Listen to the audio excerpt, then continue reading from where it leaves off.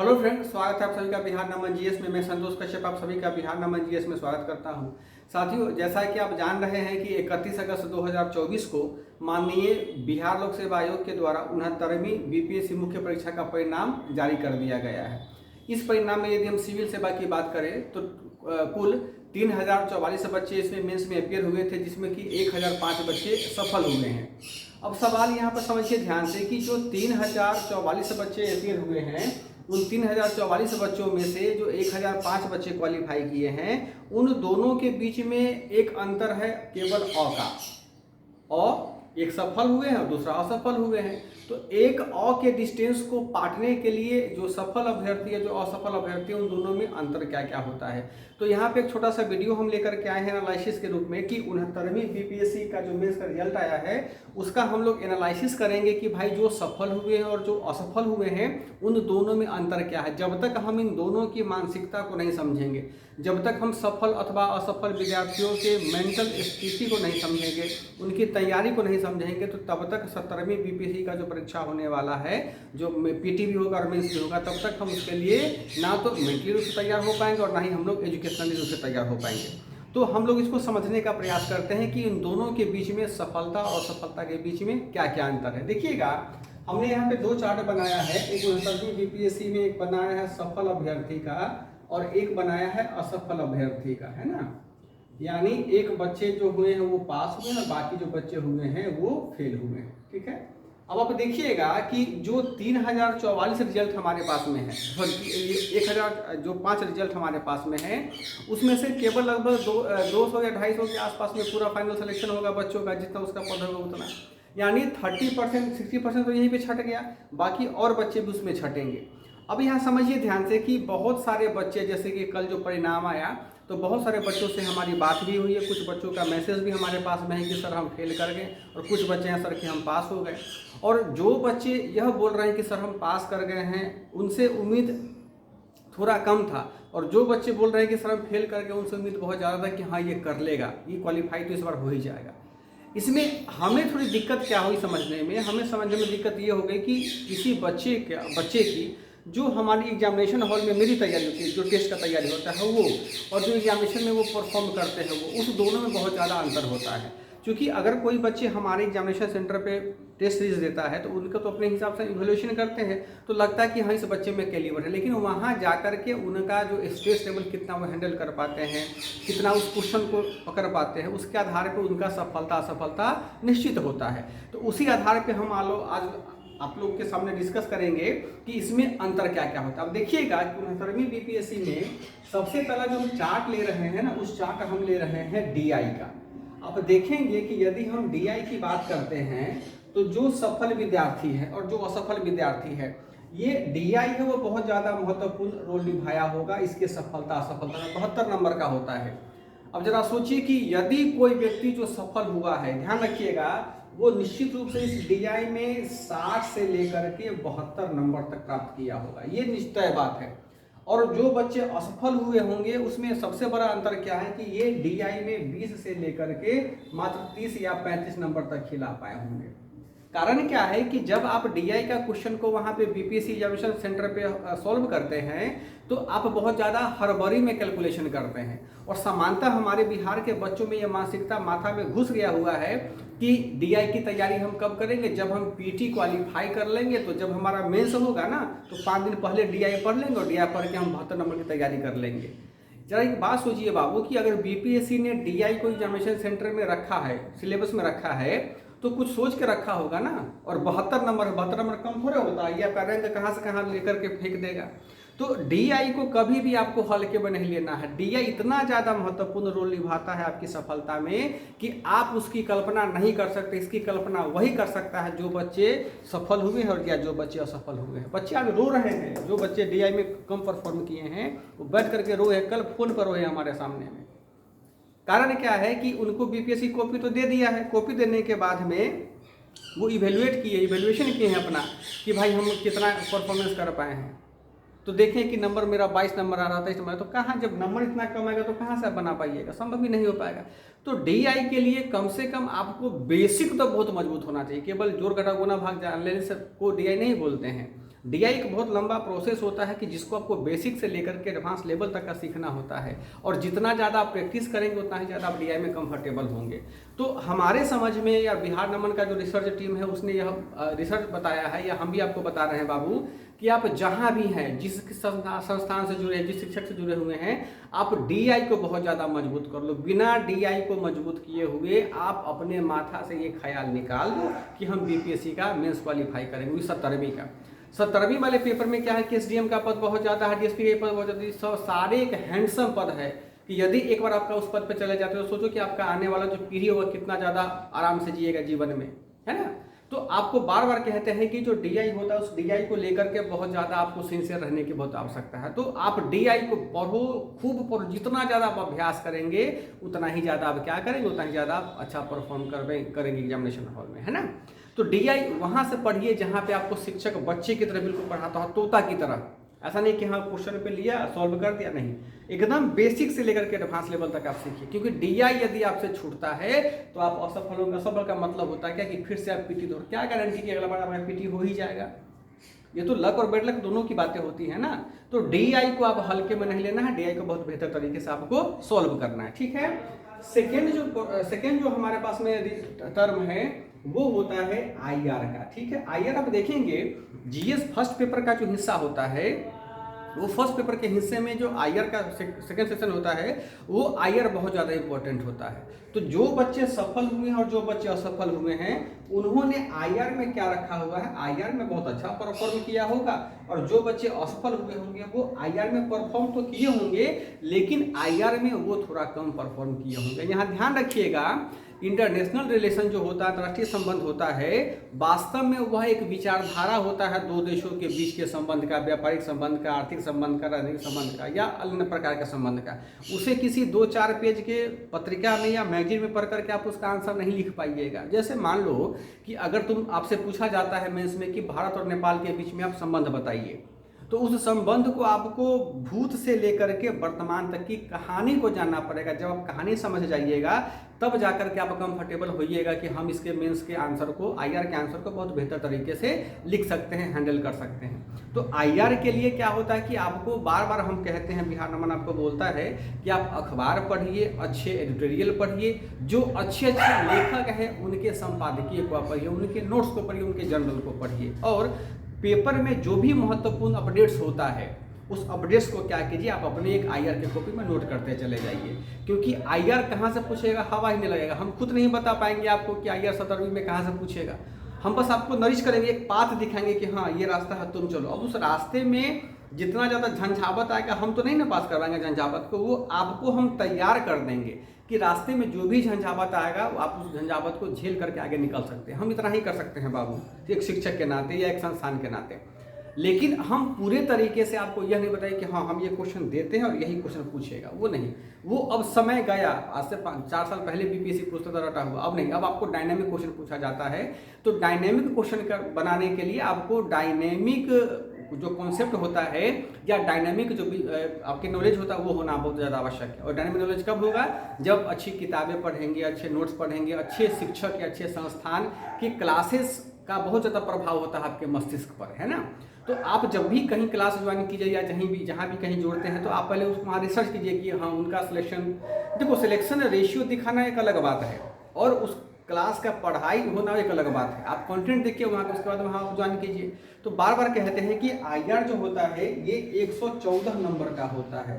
तो जो भी बच्चे सफल हुए होंगे, यकीन मानिए कि 114 नंबर में लगभग वो 60 से लेकर के 75 या 85 नंबर के बीच में जरूर लेकर के आए होंगे। देखो 114 में 85 नंबर बहुत बड़ा मायने रखता है भाई, बहुत रखता है। लेकिन हाँ, यदि आप अच्छा लिखते हैं, डायग्राम का यूज अच्छा करते हैं, मैपिंग का यूज अच्छा करते हैं, फ्रेमिंग का यूज अच्छा करते हैं, उसके बाद रेलिवेंट और न्यू ये करेंट अफेयर्स को आप उसमें नोट करते हैं, नए नए इनिशिएटिव गवर्नमेंट का आप उसमें नोट करते हैं, तो आपको वो नंबर देगा। दुश्मनी थोड़ी है आपको चेक करने वाले से, है ना।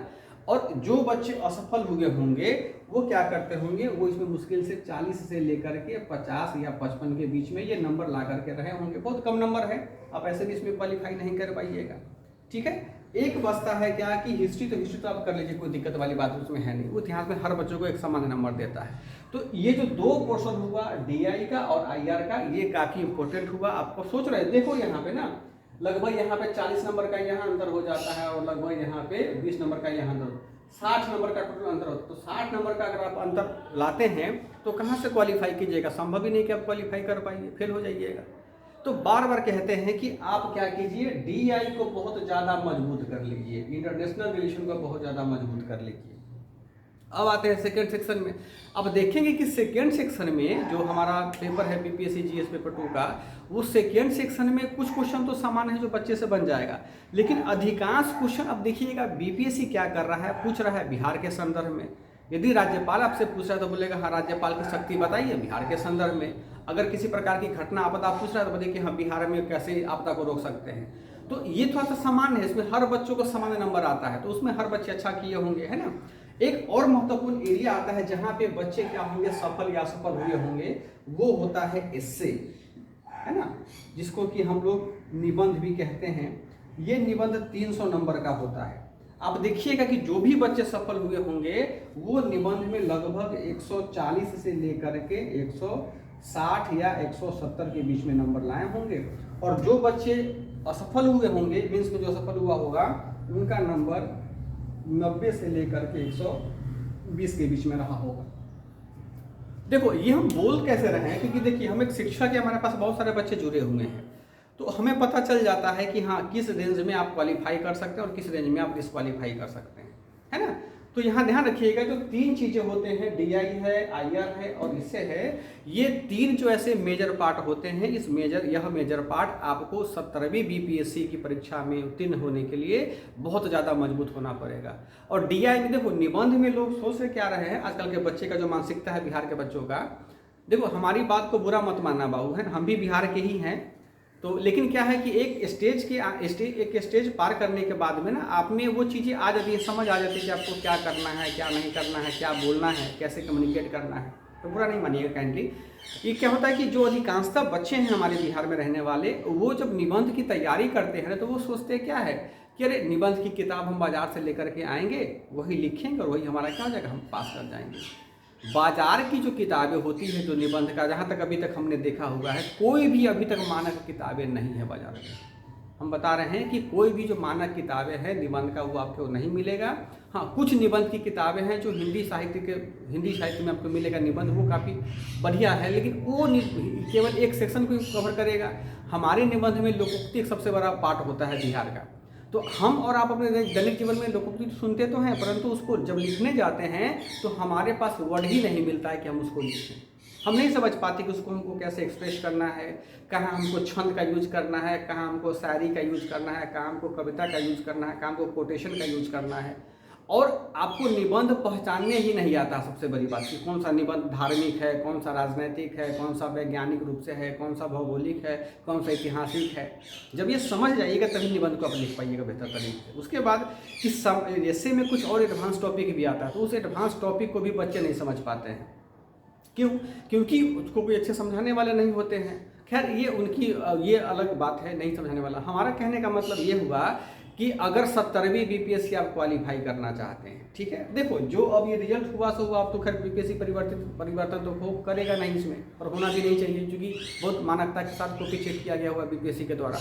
अब जो बच्चे सफल हैं उसमें भी तो भाई डिस्क्वालीफाई होंगे इंटरव्यू में। यानी सोचो कि इसमें से जो टीकी पर आकर के क्वालिफाई किया होगा, जाहिर सी बात है कि इंटरव्यू 120 नंबर का होता है, तो एक लंबा अगर गैप होगा मेंस में ना, मेंस के मार्क्स में, तो वो इंटरव्यू में फेल हो जाएंगे। तो सवाल ये है कि यदि आपका, बार बार कहते हैं हम, यदि आपका बीपीएससी मेंस पर बहुत ज़्यादा और अच्छा पकड़ है, तो इसको जकड़े हुए हथकड़ी की तरह से, तब हमसे लिखवा लीजिए कि बीपीएससी का मेंस आपको नहीं रोकेगा और आपका फाइनल सिलेक्शन भी होगा, लेकिन आपको मेंस बहुत ज़्यादा तैयार करना होगा, ठीक है। लेकिन अगर मेंस तैयार नहीं करते हैं तो आपको असफल होने से भी नहीं कोई रोक सकता, ये चीज़ आप समझ लीजिए, ठीक है। एक और चीज़ बात है जो इस सफल वाले विद्यार्थियों का सबसे पॉजिटिव पॉइंट क्या रहा होगा कि इन्होंने राइटिंग प्रैक्टिस बहुत ज़्यादा किया होगा। राइटिंग प्रैक्टिस का मतलब होता है कि बार बार लिखना, लगातार लिखना, जितना क्षमता है उतना लिखना। मेंस में बीपीएससी का मेंस लिखने से पहले हमें इतना कैलिबर हो जाना चाहिए कि बीपीएससी में हम जब लिखे तो हमारा हाथ दर्द नहीं करे, हम मानसिक रूप से मजबूत हो जाए, कोई भी क्वेश्चन है हम उसको हैंडल कर पाएंगे। ये आएगा कब? ये आएगा आपको केवल राइटिंग प्रैक्टिस से। अब बिहार में अपने क्लास में राइटिंग प्रैक्टिस करवाता था, तो कुछ बच्चे हैं जो दिन हो रात हो कुछ भी हो उनको उससे एक्सक्यूज नहीं करते थे, वो लिखते थे, वो हमेशा आंसर लिखा करते थे, अच्छी भाषा में लिखा करते थे। और आज वो बच्चे क्वालिफाई भी हुए हैं बीपीएससी में, और उसमें से कुछ बच्चे हैं जो 69वीं बीपीएससी मेंस भी क्वालिफाई के, जो अपने क्लास के बच्चे हैं। क्यों?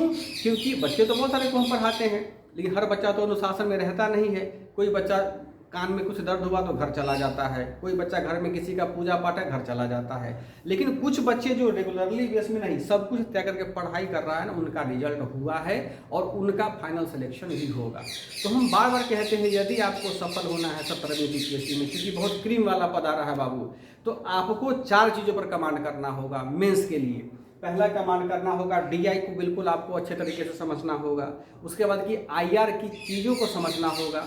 थर्ड होता है कि आपको एस्से पर बहुत बेहतर कमांड होना चाहिए कि जब आप लिखें ना एस्से, तो पढ़ने वाला आपसे एक जुड़ाव महसूस करे, फिर वो नंबर आपको देगा। लगे उनको लगे कि काश हम भी ऐसा बेहतर आंसर नहीं लिख सकते हैं, तभी आपको वो नंबर देगा। और चौथा जो सबसे महत्वपूर्ण है कि राइटिंग प्रैक्टिस। अब राइटिंग प्रैक्टिस का मतलब ये नहीं कि हाँ कहीं से क्वेश्चन ले लिया उसको लिख दिया, नहीं। क्वेश्चन भी अभी देखिएगा पटना में बहुत सारे ऐसे हमको टेस्ट सीरीज मिल जाते हैं मेंस वाला, जिसके क्वेश्चन का मतलब कोई आधार ही नहीं होता, बस केवल नाम है किसी संस्थान का, क्वेश्चन डाल दिया, बस बच्चे लिख रहे हैं। नहीं, क्वेश्चन की भाषा को पढ़िए, क्वेश्चन के राइटिंग शैली को पढ़िए, क्वेश्चन की मांग के शैली को पढ़िए। यदि वो लगता है कि स्टैंडर्ड के बीपीएससी के हैं तो ही आप उसको सॉल्व कीजिए, और बहुत ज़्यादा लिखने का प्रयास कीजिए, अच्छी किताबें पढ़िएगा, अच्छे से तैयारी कीजिएगा, तो आपका रिजल्ट जरूर होगा, और 70वीं बीपीएससी में ही होगा आपका फाइनल रिजल्ट, है ना। तो बिहार नमन जीएस के द्वारा हर क्षेत्र में आपके लिए सहयोग के लिए बिहार नमन हमेशा खड़ा है।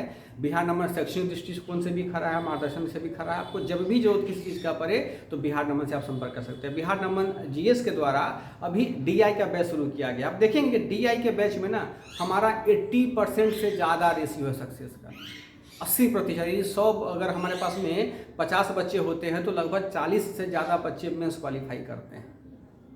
ये हम हवा में नहीं बोल रहे हैं बाबू, क्योंकि देखो एक संस्थान है, वो संस्थान फर्जी तो बोल नहीं सकता है। ये सब डाटा के साथ हम आपको बोल रहे हैं। कारण क्या है कि जो हमारे यहाँ शिक्षक हैं डीआई वाले, वो बच्चों को बेसिक से लेकर के एडवांस तक को नरिश करते हैं।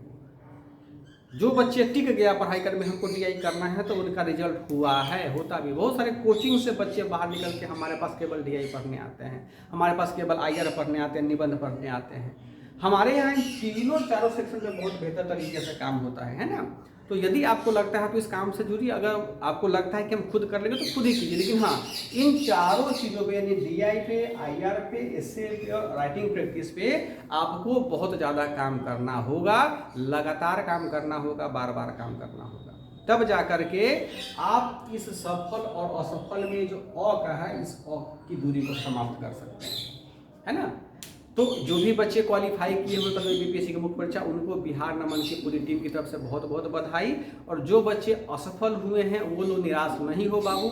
आप ये सोचो कि आप कुछ बेहतर बनने के लिए आपका सृजन हुआ है, तो 70वीं बीपीएससी में अपना जान झोंक दो। देखो जब आप 69वीं के मेंस तक पहुंच सकते हैं, इसका मतलब ये है कि आप में प्रीलिम्स क्वालिफाई करने की क्षमता तो है, चूंकि अब तो तुक्का से आप पास कर नहीं सकते हैं पीटी। तो यकीन मानिए कि 70वीं बीपीएससी आप ही के लिए बना हुआ है। आप 70वीं बीपीएससी के लिए बहुत बेहतर तरीके से लगिए। जितना आपके पास में क्षमता होता है, अभी 2-3 महीने का समय है, उतना क्षमता आप झोंक दीजिए। और जो भी गलतियां आपसे 69वीं बीपीएससी के मेंस में हुआ है, उस गलती को आपको नहीं दोहराना है, और उस गलती के लिए आपको मतलब क्षमा भी नहीं मिलेगा, आपको उसको काम करना होगा।